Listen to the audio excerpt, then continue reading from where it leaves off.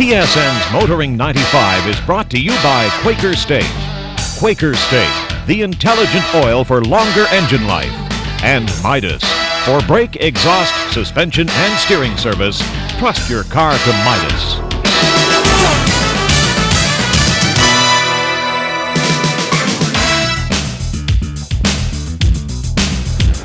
This week we're at the Nissan assembly plant in Smyrna, Tennessee, about 20 miles outside of Nashville. Now they tell us this is the largest facility of its kind under one roof anywhere in North America. They also tell us it is the most efficient. Well, at 5.1 million square feet, who's going to argue with that first point? But efficient? I mean, let's face it, that is not a word we hear very often to describe this kind of activity north or south of the border. Well, for the very first time, Nissan has allowed us to bring our cameras inside to see for ourselves. The plant began operations in 1983 and is Nissan's first and only manufacturing facility in the United States. Close to 6,000 non-unionized employees produce cars and trucks for the domestic and Canadian markets. A North American survey named the plant the most productive and efficient in 1993 for both car and truck manufacturing. But the question is, how do you define efficiency? It's all labor. It's production, direct labor and indirect, which means your material handling people, your maintenance people, your quality assurance inspectors and so on. It's the total labor cost of producing the vehicle.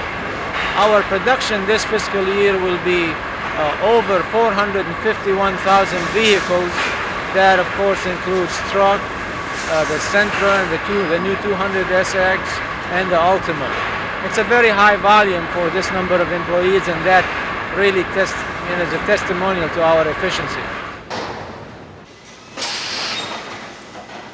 This machine is known as the IBAS, or Intelligent Body Assembly System.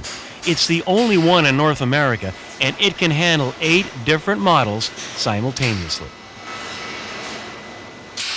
It's really the heart of the body construction plant where the vehicle actually comes together and it's shaped and it gets welded. The main components get welded. And in IBAS, all of the components of the vehicle, the main floor pan, the side panels, the roof, the rear panel, the firewall, all of those are actually positioned together in exact dimensions. Actually, the positioning of the parts is to 1 millimeter. The welding is done to exacting dimensions of 0.1 millimeter, and all of those parts are positioned by robots that are at the end of moving machines, and they're all controlled through a computer system. The computer system has the CAD data from the design drawings, and that's how they position the parts and do the welds. And when we have to change the exact positioning of a part or even go to a different model, it's just a matter of inputting the new dimensions on the computer, and those parts get moved via the robot. Physically, you don't have to go in and do anything, and that's frankly a dream of a maintenance person and an engineer. Well, painting, frankly, is the one that we're the most proud of. We have the latest in spray booth technology, in automation, and also in material. We use in the new paint plant where we build the Ultima, and also we build Sentras in there. We paint the vehicle with waterborne top coats, which is more environmental friendly, but we also paint those materials with 100% electrostatic spraying, which really gives you much less overspray in the air that of course you recycle, and the vehicle gets painted with almost 95% of the paint that's sprayed. It stays on the vehicle.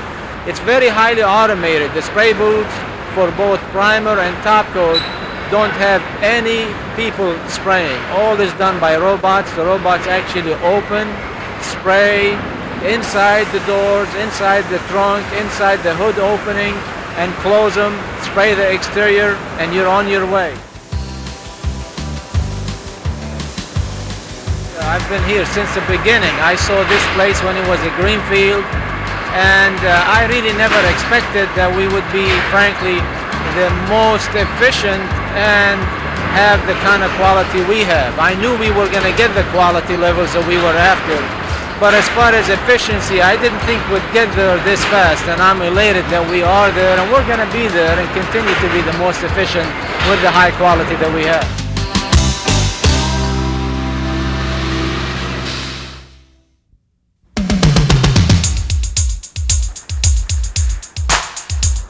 Test Drive with Graham Fletcher. The subject of this test drive is the all-new 1995 GMC Jimmy, a vehicle that's been reworked and re-engineered from the road up. The pleasant surprise is that some of the engineering is found in some unusual spots. The overhaul of GMC's Jimmy was long overdue. Since its introduction back in 1983, little had been changed. A nip here and a tuck there, and that was about it. Well, the latest rendition is a very welcome addition to the sport utility market. The revised chassis and improved suspension packages making a world of difference. On the 4x4 models, the suspension features a short, long-arm double wishbone design with torsion bars and gas pressurized shocks up front. In the rear, there are two-stage leaf springs, again with gas pressurized shocks. The vastly improved ride comfort is down to a couple of simple yet very effective revisions. The torsion bars now use a better isolation system which limits the amount of feedback to the body, while the rear leaf springs use some special slippers between the leaves of the springs to reduce interleaf friction.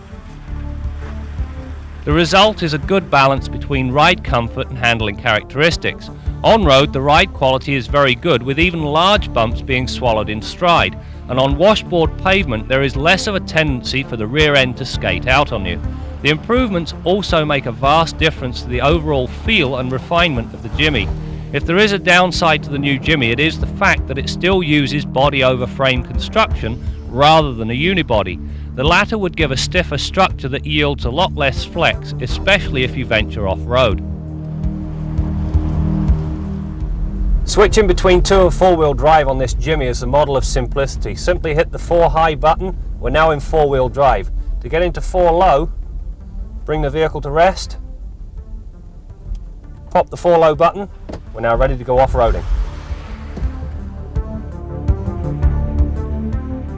We limited our off-road excursion to a brief run through a mud hole that proved too tempting to pass up.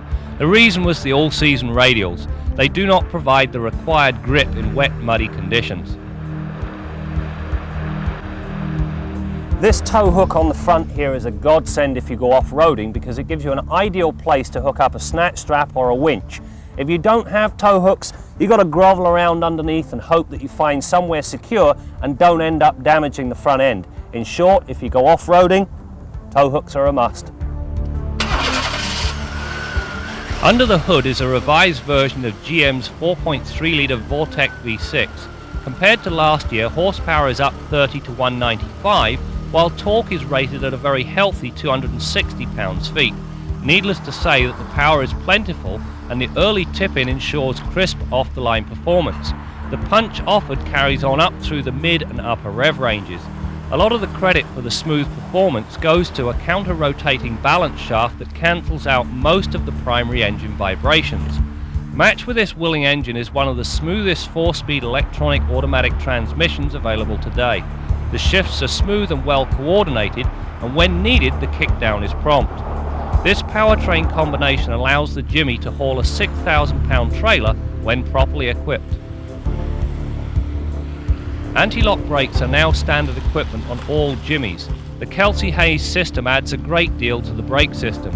During the brake test, stopping distances were measured at 123 feet from 80k. Not bad considering the wet conditions. The only negative is that, like many other GM products, the brake pedal has a spongy feel. This detracts from an otherwise exceptional system. The other major improvement to the Jimmy is the all-new interior. The ergonomics are now what they should be.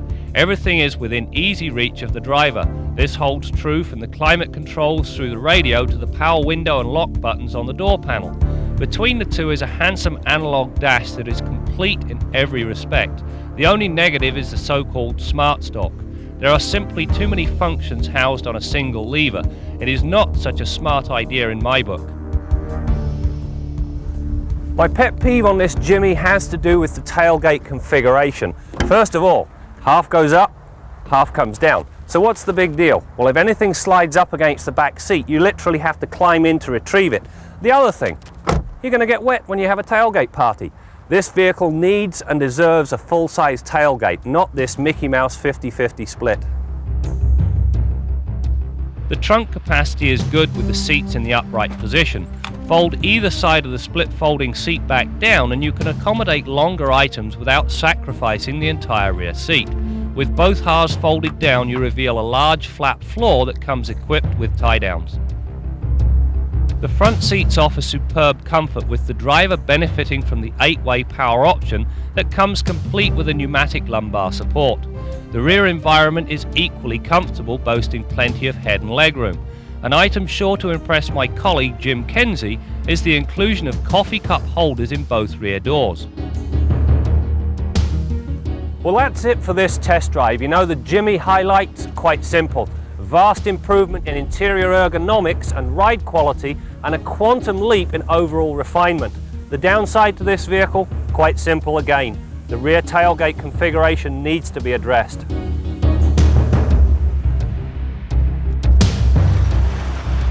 It's time to update our long-term Saab. We now have a little over 3,000 kilometers on the 900. To date, everything is going as one might expect with a new car. Fuel economy is averaging out at a very respectable 10.2 litres per 100 kilometers or 27.7 miles per gallon. Now this is much better than anticipated.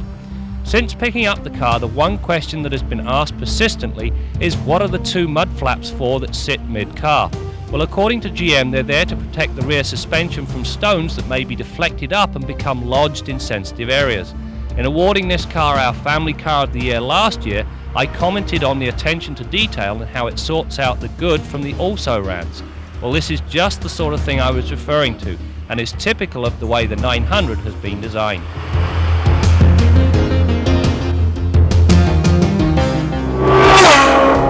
You know, this Nissan assembly plant in Smyrna, Tennessee was built by Americans. It's staffed by almost 6,000 Americans, and they're building cars for North Americans. But are you ready for this?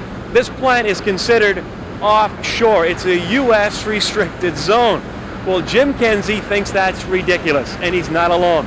And on a future program, Jim will tell us why. All right, now let's head to the garage and join Bill Gardner. If the wipers on your car aren't wiping the windshield properly, the first thing you tend to think of is replacing the wiper blade, of course. And in many cases, that cures your problem.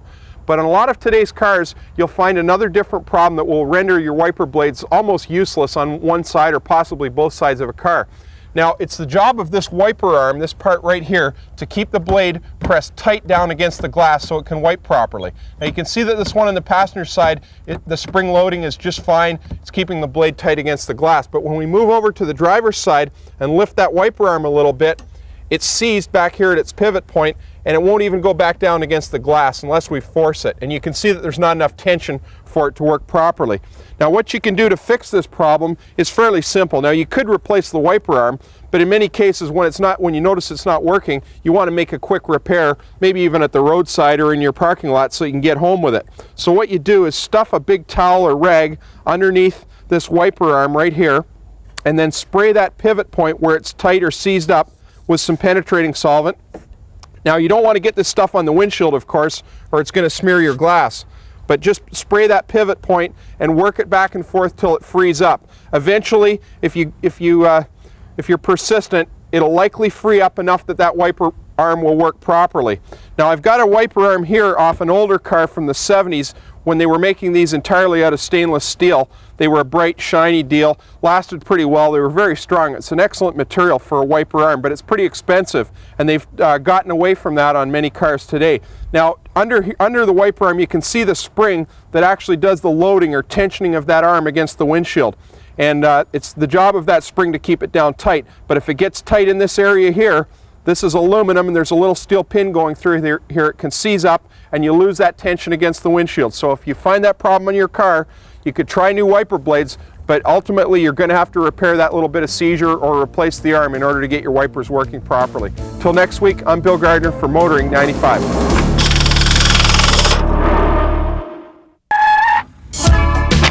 There's certainly no shortage of auto magazines for consumers to choose from these days, but most are aimed at the American market. 11 years ago, that changed when the World of Wheels hit the newsstands.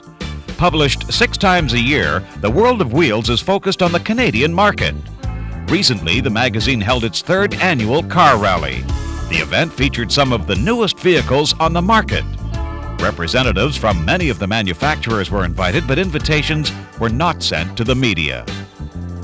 The auto industry are very kind to cooperate with us throughout the year by lending us cars for testing and providing us with an enormous amount of information and background. And we feel that we should say thank you, and this is our way of saying thank you by hosting a car rally and country-style barbecue for the public relations and marketing people in the auto industry with whom we do business throughout the year. We have more on the rally from our professional rally advisor coordinator. Well, the people who are here are primarily people from the auto manufacturers, General Motors, Ford, Honda, Hyundai, and so on, who are the people who run the public relations departments. Our editors interface with them on an ongoing basis throughout the year. And there are also marketing people that our advertising folks deal with throughout the year. So if you follow those average speeds plus 5 or 10%, you should hit all the checkpoints on time. The rally will start from this point here in the parking lot through a start sign. There'll be 1 car a minute. It's a time and distance rally, professionally run by a rally team. They'll meander through Durham and Clarington area east of Toronto, where they will go through 3 checkpoints. At the checkpoints, they will be checked for time and distance, but they'll also be asked a question. Now, the auto industry people are always after us to remember every detail about every one of their cars, all of their models, and of course everyone knows that that's practically impossible. So we get back at them a little bit on this occasion by having a bit of fun. They pull into a checkpoint and we check their time and distance, and then we put our hand over their eyes and say, in centimeters, what's the diameter of your steering wheel? Nobody knows, of course, they guess, and it's just a little way of having some fun on a nice summer afternoon. And then they'll eventually wind up at our farm, the Willows, which is out in Clarington. And my wife and partner, Angie, and I will be hosting a barbecue. And we've got batches of really good prizes for the folks who are fortunate enough to win the rally, and indeed a lot of door prizes to award those who just attend. The announcement by Toyota Canada to expand production in Cambridge, Ontario came as good news to both the Canadian economy and Canadian auto parts suppliers. The current plant in Cambridge employs 1,000 workers, producing about 85,000 Corollas a year. Toyota will spend $600 million on a new plant, add 1,200 additional jobs, and more than double its production to 200,000 vehicles by 1997. Since 1988, Toyota has invested close to $1.2 billion in Cambridge, which also includes an engine assembly plant expected to start up in late 1995. Like most test centers, the General Motors Arizona hot weather proving ground is shrouded in secrecy. But GM did allow Motoring 95 to take a brief shot of one test yard. These are solar exposure test fixtures. They test the interior vehicle components for their weather tolerance. They're sun-powered, obviously. The radiation and heat source is the sun. Obviously, we place components in the fixture under glass, and they become irradiated with the sun. They reach a high temperature, and what we're trying to do is to simulate the temperatures and radiations, maximum temperatures and radiations that they would see inside a vehicle here in the desert Southwest. Inside a vehicle, we can see 110 degrees C on the instrument panel. Seats might get up to as much as 102 degrees C, somewhere around there. This type of testing is designed to reach the maximum temperatures and radiations that you see inside a vehicle, but we don't try to push beyond those limits. We try to do realistic testing as much as possible.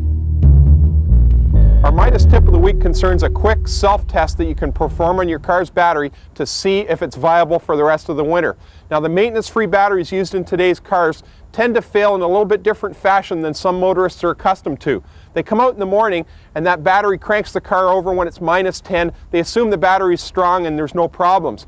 they drive the car 20 minutes or half an hour, park it somewhere, maybe with the parking lights on or listening to the radio with the key on accessory. They go to restart the car and they get a weak or no crank situation and have to boost the car.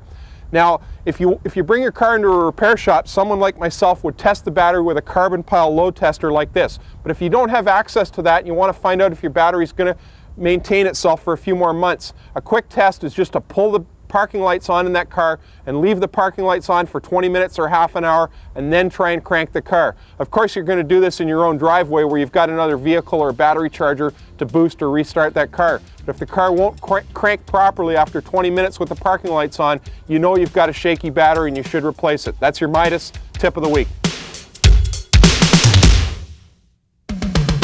Kenzie's Corner with Jim Kenzie. A couple of years ago, I took a little shot at Canadian car workers. Well, it wasn't so much of a shot as an issuance of a challenge.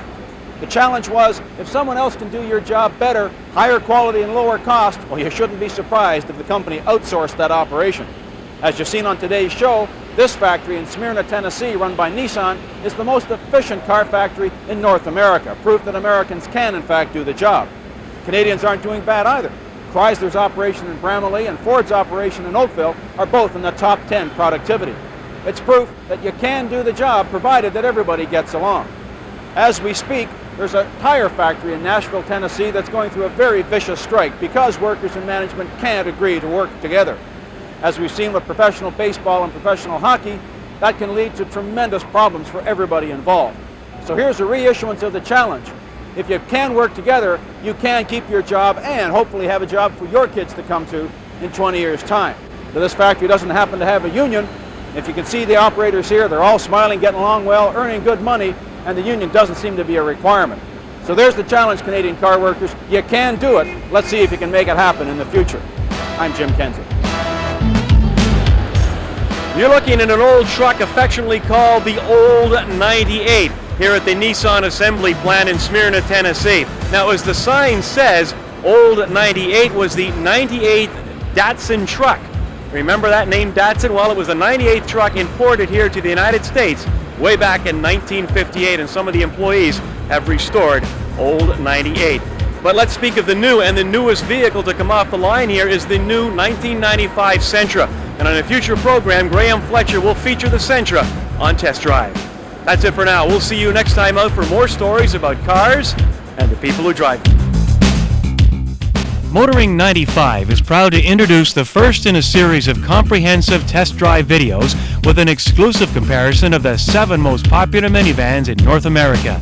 Graham Fletcher evaluates performance, versatility, and safety. Bill Gardner examines each van, top to bottom, front to back, and under the hood. Jim Kenzie covers showroom savvy, the demonstrator, buying or leasing, options, and much more. We'll also compare fuel economy, safety features, warranties, replacing parts, and recall history. For your copy of this exclusive comparison video, send check or money order to Motoring 95, P.O. Box 65213, Toronto, Ontario, M4K3Z2, or call 1-800-340-7607. 416 and 905 area codes, call 416-462-1504.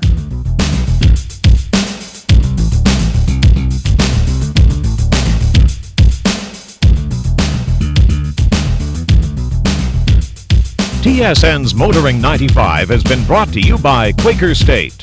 Quaker State, the intelligent oil for longer engine life. And Midas, for brake, exhaust, suspension, and steering service. Trust your car to Midas.